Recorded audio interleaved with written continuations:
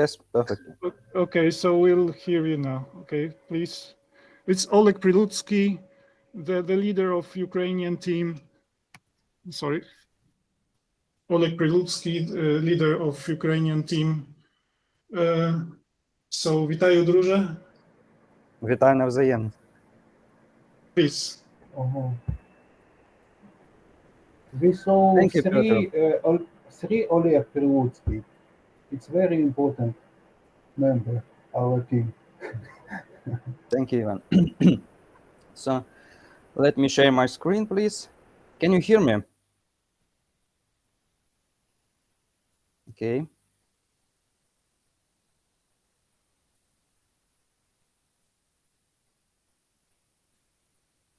Yes, we hear you.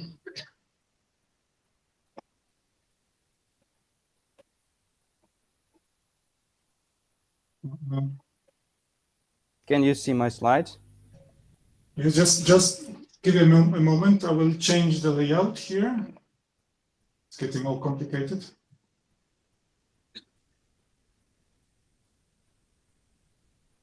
Right. Okay, so I can start? Yes, please. Thank you. So, I'm very glad to meet you again, a year after we met last time in May 2022. This time I talk you about state of the art of GBIF and open biodiversity data in the first month after the full-scale war has begun. And since then, a year passed, and this is its time to talk about what changes during this last year and what the main challenges open biodiversity data community in Ukraine faced and what possible future we can expect. So first things first, some numbers. As for yesterday, for Ukraine, there was more than 2 million published occurrences from all the possible publishers, both Ukrainian-based and abroad publishers. And if we take a look at the occurrences published directly by Ukrainian publisher, we can see that since last May, slightly more than 200,000 of new occurrences were published by Ukrainian publishers, mostly for the territory of Ukraine, but some of them for in other countries as well. Since last May, 81 new dataset arose. 25 countries of the world, more than 25 countries of the world, then in the past year are covered by the data published by Ukrainian data publisher and GBIF. And the last and in numerical estimation, the least, but as for me is not the least, is the growing of our publishers community. Last year, 3 new publishers joined GBIF and contributed to the data. That's not a great number of publishing institutions comparing to the previous period, but as I said a bit later, it's very important publishing institution. This slide, Oran Russell prepared half year ago, and for now it changed, but it shows you very well how open biodiversity data increased before and after the full-scale war started. As you can see, even start of the war didn't stop growing of open biodiversity data, and we can see a substantial trend which may keep stable. at least now. Here we can see the activity report from January this year, official GBIF activity report. You can see the same trend of continuous growing of the data contributed to GBIF by Ukrainian data publishers. So in some terms, we can say that general trend in the open biodiversity data community in Ukraine didn't change last year and continue to grow. But which factors ensured this picture, this situation? First of all, of course, is the story about data transferring. As you possibly recall from the last year meeting, I told you about the situation where the most of Ukrainian born GBIF data were physically hosted in the Kharkiv city, in Kharkiv University, my home university, which is 30 kilometers from the Russian border and which suffered from the Russian invasion, one of the most among comparing to the central or western cities of Ukraine. And in the first days and weeks after that, we understand that we need to do something with data because physical existence of the Ukrainian IPT was greatly in danger.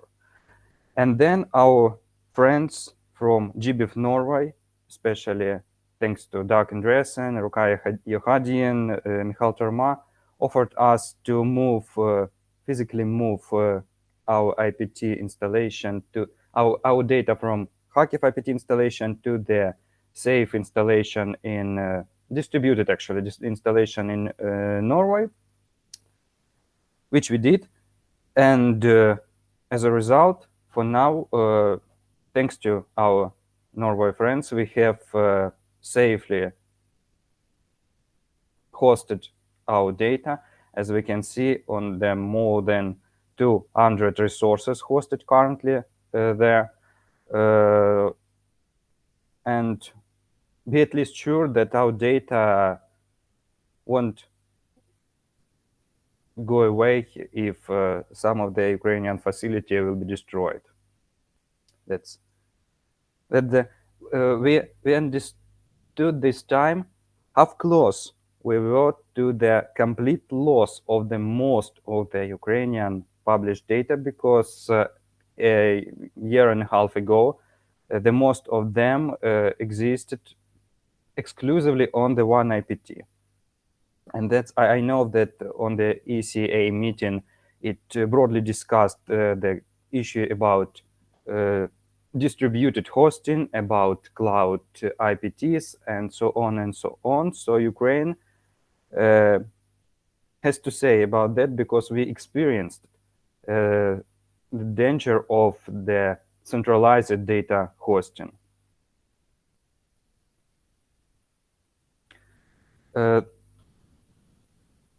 Except apart that, the life of Ukrainian GBIF-related community was steered by the three main projects which help us both mobilize data, train the open data specialists, and develop infrastructure.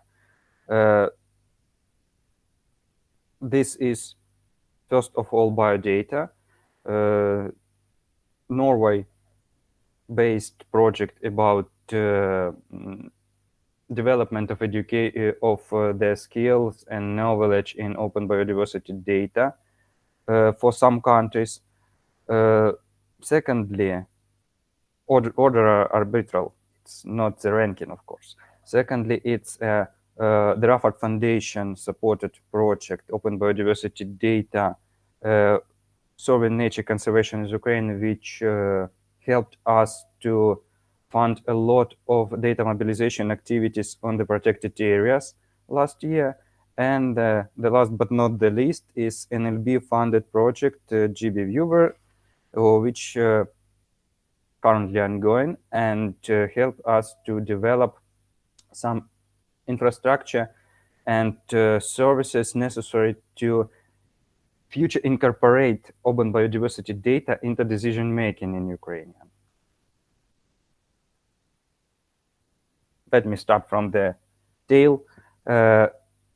What I mean when I said about incorporating data in decision making, Ukraine, as Piotr said, is not of the official member of GBIF, but which is, on my personal opinion, more important, that open biodiversity data, albeit growing rapidly in Ukraine, are not involved, are not used still into the decision making on particularly any level.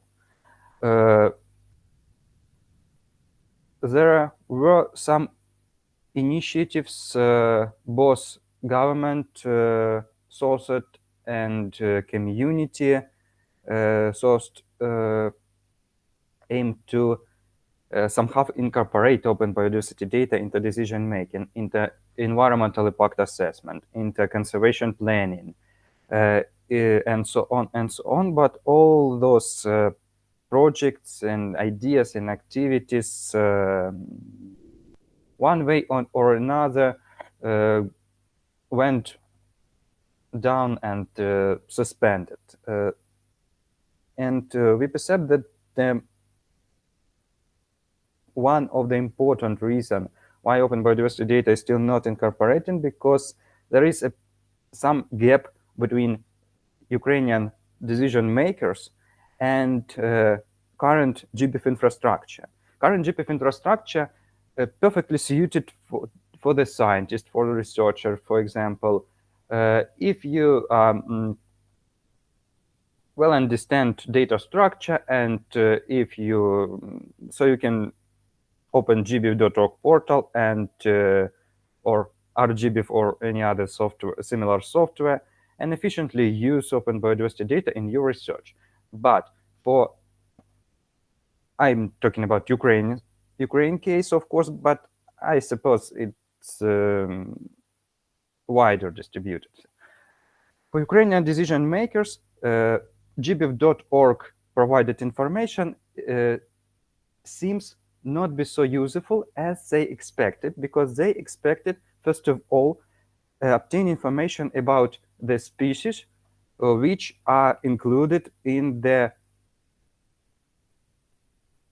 legitimate in the territory of Ukraine protected lists, like the Red Data Book of Ukraine and regional red lists or international conservation agreements like IUCN red list, the Berne Convention, and so on, which are ratified in Ukraine. And the info which Ukrainian decision makers want to know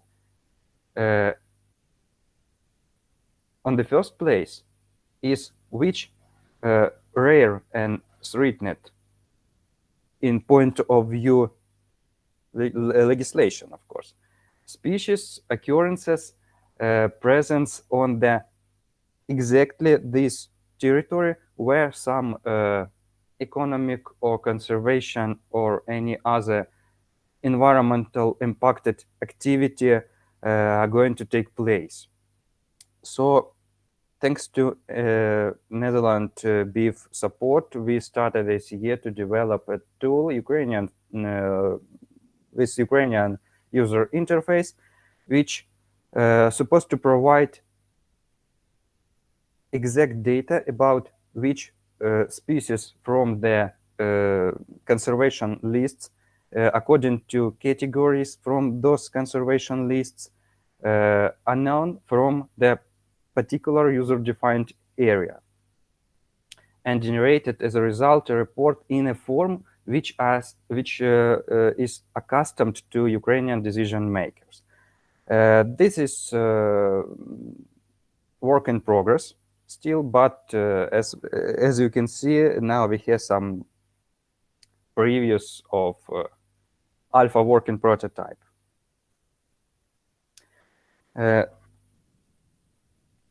Biodata was a great boost of biodiversity in Ukraine upcoming years and the last years as well. And the last year, in August, we finally conducted our course for Ukrainian students, which was online, of course. But in a way, it expanded to more than 20 Ukrainian young researchers who are dealing with open biodiversity data and provide some training for skill development, for knowledge development, for forming a comprehensive understanding of what open GBIF and open biodiversity data are. That ensure the substantial growing of people who know and might deal with open biodiversity data comparing to previous years. And which is also important that the funds which were assigned to this project, since we haven't used it to the on-site course, were preserved to the small grant program for data mobilization for successful biodata students. After selecting project proposal, we selected 9 projects and 13 biodata participants involved. And Irina Yatsuk today shall talk you more about small grant projects and biodata skill development course, I suppose.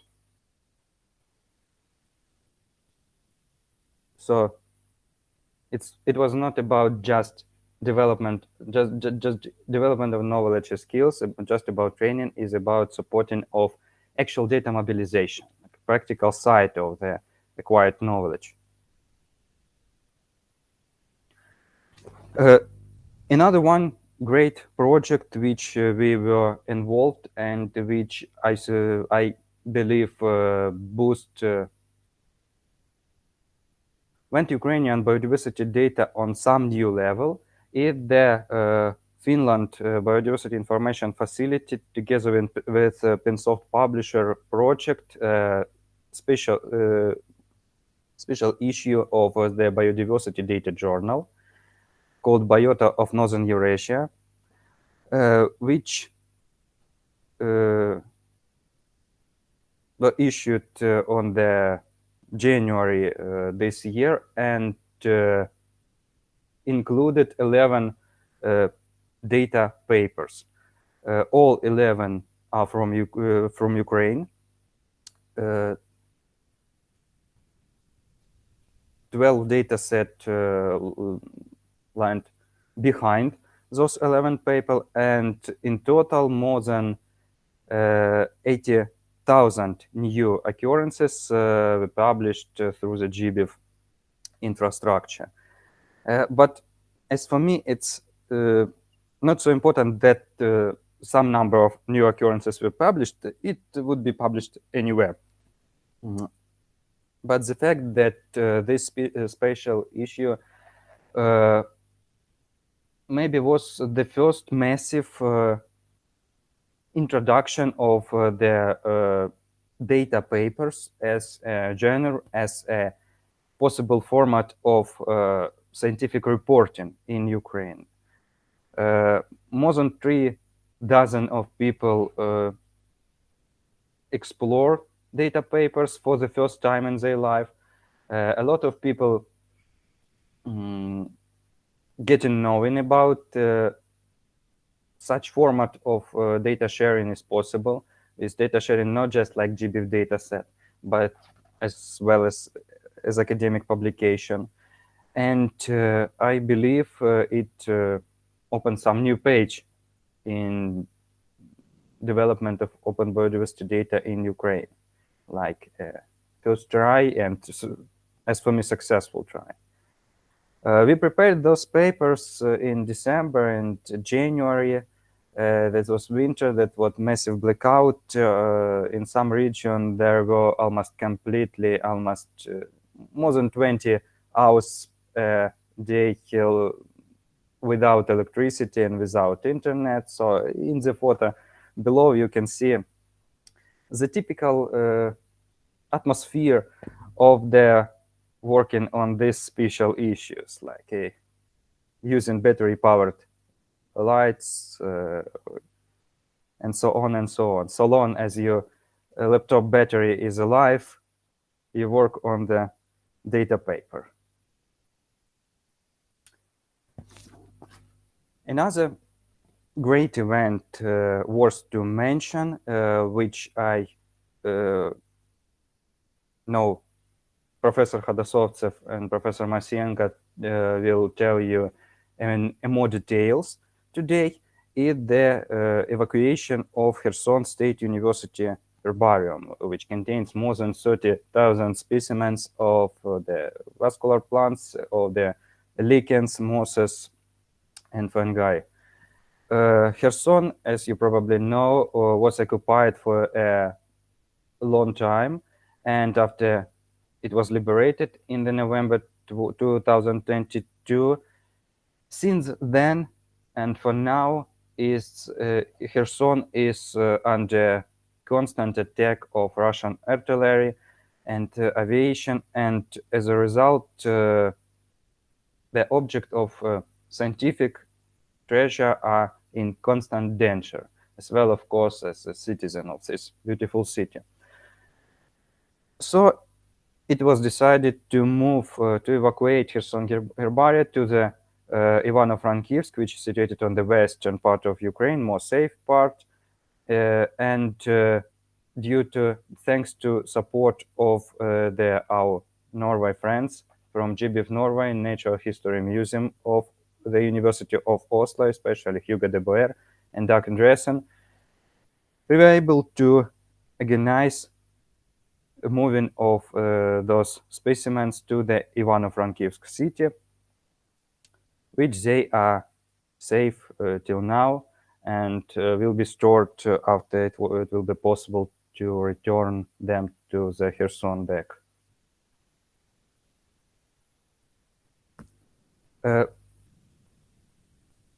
The point which I would like to mention, not just to mention, but to stress out, is that the destiny of the data and people from the territories which suffered from the war the most, especially those which are still occupied.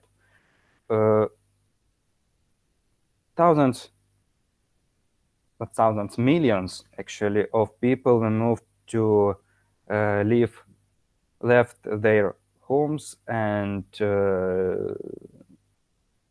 moved to another part of Ukraine or even abroad during the last year. And a lot of research institutions, more or less, were left on the occupied or severely damaged areas. Some of those institutions used to be a great biodiversity data harvester or contributor, both to GBIF and in another format. So this stressed our community very much. A lot of the staff of those institutions moved to another cities of Ukraine, controlled by Ukrainian government, but needed support because they have had nothing very often, not the salary, not the home, anything. And we decided to allocate some funds which we managed to save from the other project to support the people moved from the occupied territories and help them to literally survive. As main part of those activity was the paid work for preparing a GBIF datasets, and you can see the map the approximation of the data which were published by Ukrainian publishers, Ukrainian Nature Conservation Group, to be precise, during the last year. It's more than 60,000 of occurrences, especially from the territories either occupied or severely damaged, suffered from the wars. There are a lot, several dozens of data set. Just one to show you.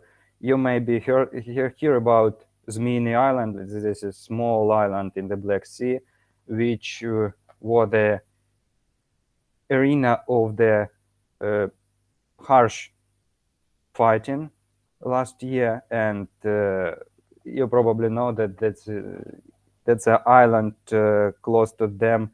The Russian flagship Moskva have been sunk. So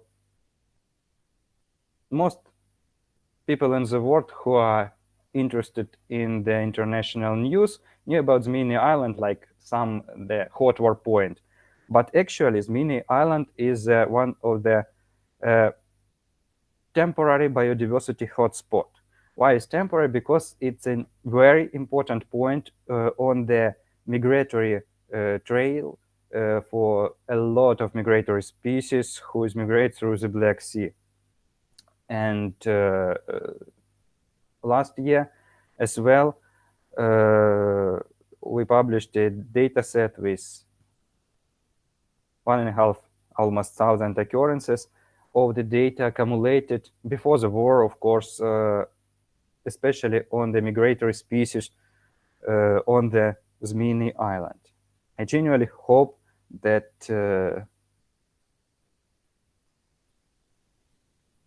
after the war will end, migratory species will come back to this place, and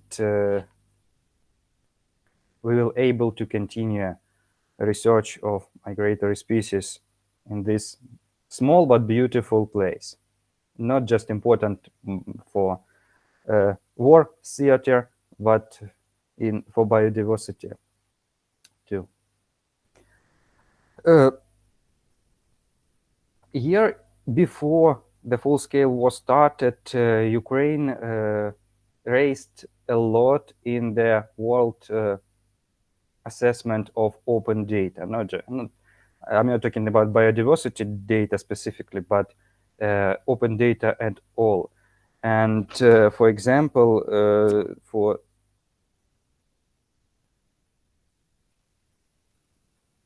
the last pre-war estimation by European Commission of state of the open data in Ukraine for the most of the parameters were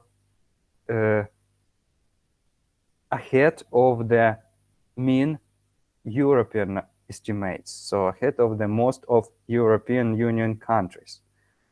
And we used to be proud of that, but since war started, a lot of open data which Ukraine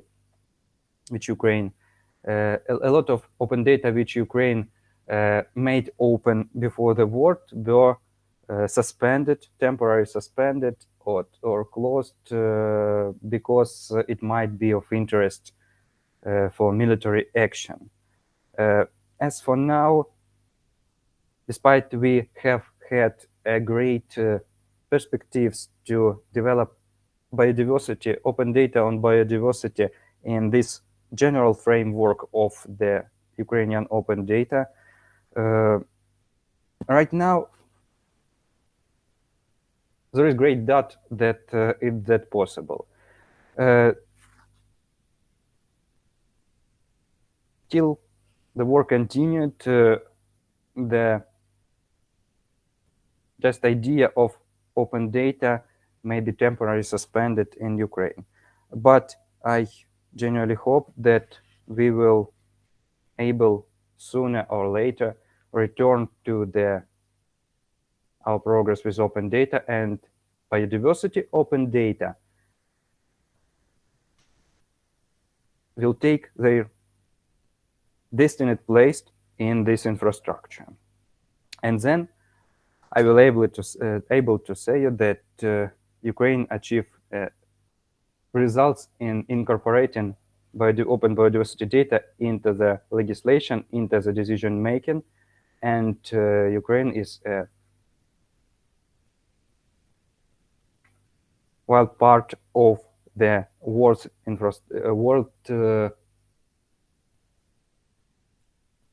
biodiversity data civilized world, let's say that. So thank you for your attention, and if you have a question, I would be happy to reply.